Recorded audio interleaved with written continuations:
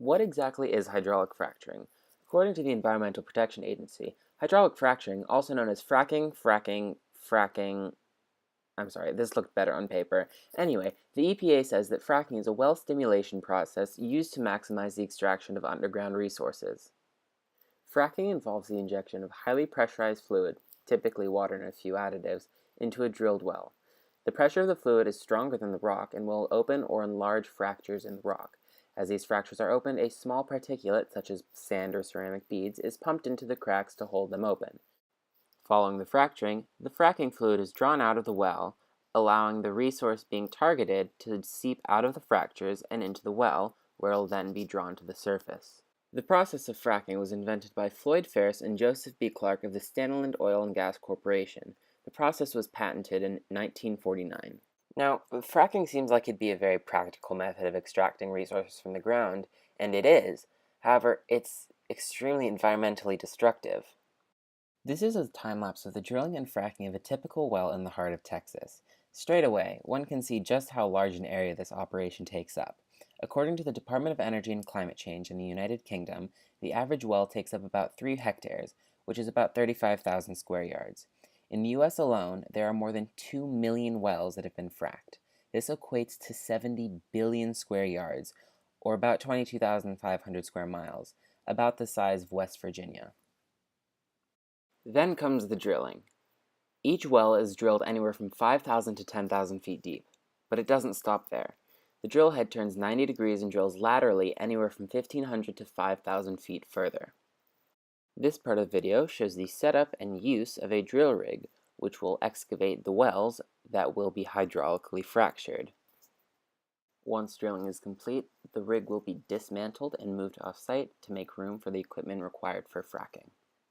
Finally, the site is ready to be fracked, but let's just stop for a second. See all these? These are water tanks. Lots and lots of water tanks.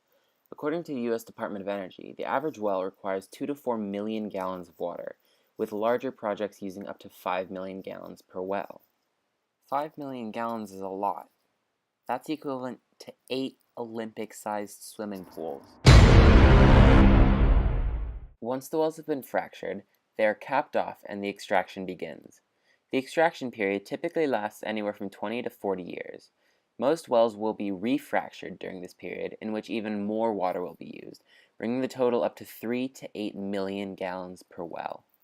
After extraction, most wells are simply abandoned, which has many issues of its own. Back to the issue at hand. Fracking is incredibly dangerous. According to Adam H. Love, a PhD in environmental engineering, in order to fracture a rock, the fluid has to be pressurized anywhere between 9,000 and 15,000 pounds per square inch. With this kind of pressure, obviously things are going to go wrong. Pumps can rupture, things can go boom, people can die. According to the Bureau of Labor Statistics, there are 545 oil field deaths between 2008 and 2012 alone. These accidents can be devastating for the environment as well. When the equipment fails, or even when it just leaks, the fluid can be released into the environment. And although the fluid is mainly water, it can contain additives such as acid, high levels of salt. Wait, no, not that kind of acid. We're talking like hydrochloric and acetic acid. Additionally, there's high levels of salt, polyacrylamide, ethylene glycol, borate salts, sodium potassium carbonates, isopropanol, methanol, and a bunch of other obscure chemicals. Most of these chemicals are highly toxic, so obviously when the fluid leaks into the environment, it can contaminate water sources and kill organic material nearby.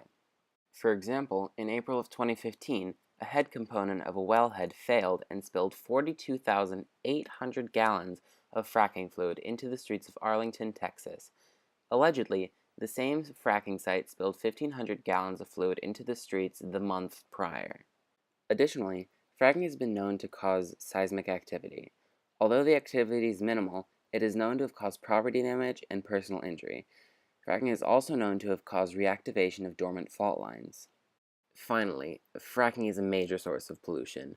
Every single well experiences between 800 and 2,500 days of constant work, which leads to both environmental pollution and sound pollution, which is bad for the environment and anyone living in it. Since its origins, fracking has been the subject of constant debate among environmentalists. So, what side are you on?